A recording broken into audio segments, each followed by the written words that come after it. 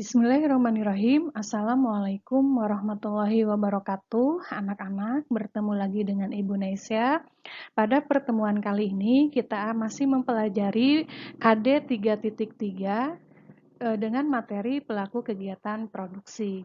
Pada pertemuan minggu kemarin kita sudah membahas tentang pelaku kegiatan konsumsi. Nah, sekarang kita akan membahas tentang pelaku kegiatan produksi. Oke, di sini ada pengertian produksi. Apa itu produksi? Produksi adalah kegiatan menciptakan atau menambah nilai guna suatu barang sehingga bermanfaat dalam memenuhi kebutuhan. Atau kegiatan menghasilkan barang dan jasa atau kegiatan menciptakan barang dan jasa. Oke, di sini ada jenis-jenis dari produksi. Yang pertama ada produksi barang. Produksi barang ada dibagi dua, ada barang konsumsi. Barang konsumsi adalah barang yang siap pakai untuk konsumsi itu sendiri. Dan ada barang modal. Barang modal itu adalah barang yang digunakan untuk menghasilkan barang lain. Contoh di sini adalah kayu. Kemudian jenis produksi yang kedua adalah produksi jasa. Ada jasa yang langsung memenuhi kebutuhan, contohnya adalah perawatan kesehatan, dan ada jasa yang tidak langsung memenuhi kebutuhan, contohnya adalah pergudangan. Kemudian selanjutnya ada tujuan produksi. Apa saja tujuan produksi? Yang pertama, jelas itu adalah untuk menghasilkan barang dan jasa. Kemudian yang kedua adalah untuk memenuhi kebutuhan konsumen. Ketiga adalah untuk mendapatkan keuntungan. Ini sudah jelas ya, ketika seorang produsen memproduksi barang itu adalah untuk mendapatkan keuntungan. Kemudian yang keempat adalah mengganti barang yang rusak atau yang habis atau yang sudah aus. Kemudian yang kelima adalah memenuhi pasar dalam negeri untuk kebutuhan perusahaan dan rumah tangga. Kemudian keenam adalah memenuhi pasar internasional. Karena ada perdagangan internasional ya, ada kegiatan ekspor dan impor. Kemudian yang terakhir adalah untuk meningkatkan kemakmuran. Ini sudah jelas ketika seseorang atau produsen menghasilkan barang itu adalah untuk meningkatkan kemakmuran karena akan mendapatkan keuntungan atau pendapatan. Kemudian selanjutnya karena kita membahas tentang produksi, ada yang disebut dengan proses produksi. Proses produksi di sini ada 3 skema, ada 3 alur. Yang pertama adalah input atau masukan. Masukan ini adalah berupa faktor-faktor produksi. Kalau dalam ekonomi itu namanya adalah faktor-faktor produksi. Faktor-faktor produksi itu contohnya seperti apa? Ada 4, yaitu SDA atau sumber daya alam, seperti tanah, kemudian tumbuhan, dan lain sebagainya. Kemudian yang kedua adalah SDM atau tenaga kerja. Kemudian yang ketiga adalah sumber daya modal. Modal di sini bisa berupa finansial maupun berupa barang. Dan yang terakhir adalah skill atau entrepreneurship. Ini adalah keempat ini disebut dengan faktor-faktor produksi. Nah, keempat ini adalah input atau masukan dalam proses produksi. Setelah input tersebut, kemudian ada proses produksi atau proses transformasi. Jadi input itu nanti akan diproses dalam proses produksi. Nah, setelah diproses, input tersebut akan menjadi output. Output ini adalah berupa produk, bisa berupa barang maupun jasa. Ini adalah proses produksi. Oke, kita akan membahas tentang faktor-faktor produksi. Faktor produksi adalah segala sesuatu yang dibutuhkan untuk memproduksi barang dan jasa, karena tadi sebagai input atau masukan. Terdiri atas, yang pertama kita bahas tadi adalah SDA atau faktor produksi alam. Semua kekayaan alam yang dapat digunakan dalam proses produksi. Contohnya, seperti barang tambang. Kemudian yang kedua adalah SDM atau tenaga kerja, faktor produksi insani yang secara langsung maupun tidak langsung menjalankan kegiatan produksi. Jadi orang atau SDM-nya itu adalah yang melakukan kegiatan produksinya. Ada pengelompokan tenaga kerja. Yang pertama menurut kualitasnya. Ada tenaga kerja terdidik, yaitu tenaga kerja yang melalui pendidikan, sehingga dia memiliki keahlian di bidangnya. Contohnya adalah dokter, ini adalah tenaga kerja terdidik.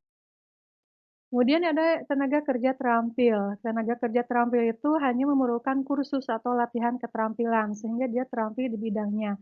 Contohnya adalah supir. Di sini adalah supir bus ya. Kemudian ada tenaga kerja tidak terdidik dan tidak terlatih, yaitu yang tidak melalui pendidikan maupun latihan. Contohnya adalah petugas kebersihan atau buruh ya, buruh buruh apa? Buruh lepas atau buruh harian seperti itu. Kemudian yang ketiga, faktor produksi adalah sumber daya modal, meliputi segala hal yang digunakan untuk proses produksi barang dan jasa. Contohnya di sini adalah modal dalam bentuk uang atau finansial maupun dalam bentuk barang. Dalam bentuk barang disebut dengan barang modal seperti yang tadi sudah dijelaskan.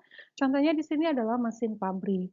Mesin pabrik ini kenapa disebut dengan barang modal? Karena dengan mesin ini dapat menghasilkan barang yang lain seperti itu. Jadi barang modal itu barang yang digunakan untuk menghasilkan barang lain. Dan yang terakhir faktor produksi itu adalah kewirausahaan. Ini merupakan keahlian atau keterampilan pelaku usaha atau skill ya, skill atau keahlian. Contohnya misalkan di sini ada koki, keahlian atau keterampilan memasak wajib dimiliki bila seseorang ingin menjadi koki yang hebat. Keempat ini adalah faktor produksi atau sumber atau masukan untuk proses produksi. Nah, selanjutnya kita akan membahas pola perilaku produsen. Yang pertama, ada produksi jangka pendek. Jangka pendek dan jangka panjang tidak terkait dengan lamanya waktu yang digunakan dalam proses produksi suatu barang, tetapi lebih kepada sifat faktor produksi yang digunakan. Produksi dalam jangka pendek berarti terdapat satu faktor produksi yang bersifat tetap, sedangkan faktor produksi lainnya bersifat variabel atau berubah-ubah. Sedangkan produksi dalam jangka panjang artinya semua faktor produksinya itu bersifat variabel atau berubah-ubah. Nanti kita lihat di contoh ya. Kemudian, dalam produksi juga ada yang disebut dengan fungsi produksi. Fungsi produksi adalah hubungan teknis antara faktor produksi dengan barang produksi yang dihasilkan dalam proses produksi. Atau sederhananya, fungsi produksi itu adalah fungsi yang menunjukkan hubungan antara input dengan output. Sehingga rumusnya Q sama dengan fungsi dari P. P di sini Ibu simbolkan P di sini adalah P1, P2, P3, dan P4. Q itu apa? Q itu adalah output. Kemudian P1 itu adalah SDA, ini adalah fakta-fakta produksinya, P2-nya SDM, P3-nya modal, dan P4-nya kewirausahaan. Ini artinya kalau outputnya ingin banyak, maka inputnya juga harus banyak. Tapi kalau jumlah outputnya sedikit, berarti inputnya juga akan sedikit. Nah, itu maksudnya hubungan antara output dengan input yang disimbolkan dalam fungsi produksi. Nah, dalam produksi jangka pendek, di sini adalah salah satu hukum. Hukum ini dipopulerkan oleh salah satu ahli ekonomi, namanya adalah David Ricardo. Ini disebut dengan the law of diminishing return atau hukum tambahan hasil yang semakin berkurang. The law of diminishing return menyatakan jika input bertambah, maka output juga meningkat, tetapi peningkatan output lebih kecil daripada peningkatan input. Dalam produksi jangka pendek, salah satu faktor produksi bersifat tetap, sedangkan faktor produksi lainnya variabel. Dalam hal ini akan dijumpai kenaikan produksi total yang terus berkurang apabila faktor produksi variabel terus ditambah secara terus-menerus gitu. Jadi ini hukum tambahan hasil yang semakin berkurang. Nah, nanti ketika kita membahas tentang hukum ini, itu akan muncul dua rumus, yaitu mencari MPL dan juga ini maaf APL harusnya ya. MPL dan juga APL. Jadi untuk mencari MPL itu rumusnya adalah delta. Delta itu adalah perubahan TPL dibagi dengan delta L. Perubahan itu artinya pengurangan. Jadi TPLN dikurangi TPLN min 1 dibagi dengan LN dikurangi dengan LN min 1. Jadi pengurangan TPL yang kita cari dengan TPL sebelumnya. Nanti Ibu bahas ya. Kemudian ada APL. APL itu adalah average production of labor. Kalau tadi MPL adalah marginal production of labor. Kalau APL itu adalah produksi rata-ratanya. Kalau MPL itu adalah tambahan produksinya. Jadi kalau mencari APL itu rumusnya adalah TPL dibagi dengan L. TPL itu adalah total production of labor. Dan L itu adalah labor atau labor itu adalah tenaga kerja. Nanti kita lihat di contoh soalnya. Nah, di sini ada tabel tambahan hasil produksi padi. Oke. Di sini, karena kita produksi jangka pendek, tadi sudah dijelaskan bahwa pada produksi jangka pendek ada satu faktor produksi yang sifatnya tetap. Biasanya yang tetap itu adalah SDA. SDA di sini contohnya adalah tanah. Jadi satuannya di sini sama, satu, karena ini sifatnya tetap.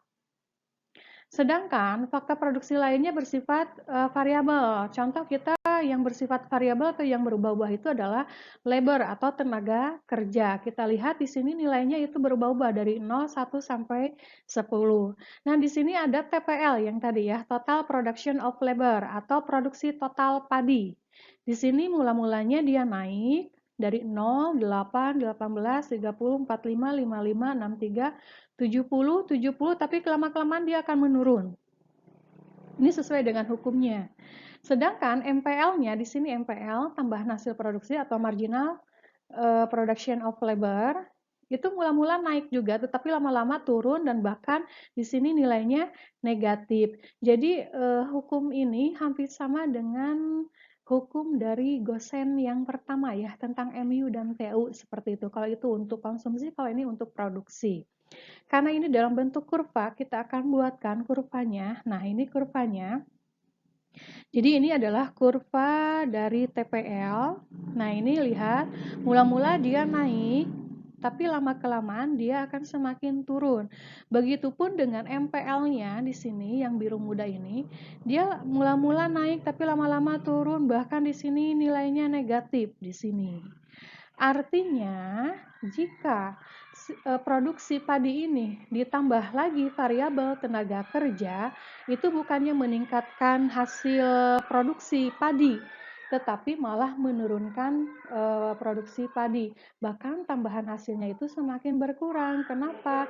Karena kita mengingat adanya pengangguran terselubung. Pengangguran terselubung itu kalau semakin banyak tenaga kerja, maka dia tidak akan ngapa-ngapain si tenaga kerja tersebut, yang akhirnya produksinya bukan mencapai nilai total, tapi bahkan malah menurun karena sebagian ada yang menganggur atau pengangguran seperti itu. Kurva total production atau TP adalah kurva produksi total yang menunjukkan hubungan antara jumlah produksi dan jumlah tenaga kerja yang digunakan untuk menghasilkan produksi. Seperti itu ya, mudah-mudahan kalian paham. Jadi dari sini itu kita bisa mencari APL-nya atau average production of labor. Kalau tadi MPL, tadi sudah dijelaskan delta TPL dibagi dengan delta L. Nah, ini di sini 8 itu dari mana? Ini 8 TPL yang kita cari dikurangi dengan TPL sebelumnya. Di 8 dikurangi dengan 0 hasilnya adalah 8. Ini 10 dari mana? Lihat di sini TPL-nya. 18 dikurangi 8 hasilnya 10. 12 juga ini dari 30 dikurangi 18. 15 juga sama, 45 dikurangi 30. Kemudian 0, kenapa ini 0? Karena di sini TPL yang kita cari dikurangi TPL sebelumnya. 70 dikurangi 70 itu hasilnya adalah 0. Kenapa ini negatif? Karena di sini kita lihat 60 dikurangi 70 pasti negatif 10. Ini juga sama, 50 dikurangi 60 hasilnya negatif 10. Jadi APL-nya nanti kalian cari average-nya atau produksi rata-ratanya. Rumusnya adalah TPL dibagi L. Jadi tinggal ini aja, 0 dibagi dengan 0. Jadi TPL dibagi dengan L. Kemudian 8 dibagi dengan 1 dan seterusnya. Nah, kemudian di sini ada tahapan produksi. Dari kurva yang tadi, kita mendapatkan 3 stage atau 3 tahapan produksi. Ini yang paling sering muncul ya di soal. Ada tahapan 1, 2, dan 3. Kita lihat keterangannya. Tahap 1 ini disebut dengan stage of increasing return to scale atau tahap meningkatnya jumlah produksi. Ini kita lihat dia meningkat. Ini peningkatan jumlah produksi. Kemudian tahap kedua disebut dengan stage of diminishing return atau tahap menurunnya produksi. Kita lihat ini semakin menurun tahap 2 itu. Kemudian tahap yang terakhir ini adalah stage of negative return atau tahap produksi negatif. Lihat ini semakin menurun. Jadi semakin negatif, semakin ke bawah itu semakin negatif. Lihat ini untuk MPL-nya. Ini adalah tahapan produksi. Ini tolong kalian hafalkan ketiga tahapan produksi ini. Kemudian yang kedua ada produksi jangka panjang. Produksi jangka panjang tadi sudah dijelaskan bahwa pada produksi jangka panjang, semua faktor produksinya itu bersifat variabel atau berubah-ubah. Jadi tidak ada yang sifatnya tetap. Nah, untuk menerangkan teori produksi ini, kita akan mempelajari tentang kurva isokuan dan isokos. Kurva isokuan atau isoproduk ialah kurva tempat kedudukan titik-titik yang menunjukkan kombinasi dua faktor produksi untuk menghasilkan tingkat produksi yang sama. Kemudian ada isokos. Kurva isokos adalah kurva yang menerangkan kombinasi barang atau faktor produksi yang dapat dibeli perusahaan dengan sejumlah anggaran tertentu. Jadi Ibu tidak akan terlalu jauh untuk isokuan dan isokos. Ibu tidak akan menjelaskan secara jauh, karena yang lebih ditekankan itu adalah produksi jangka pendek.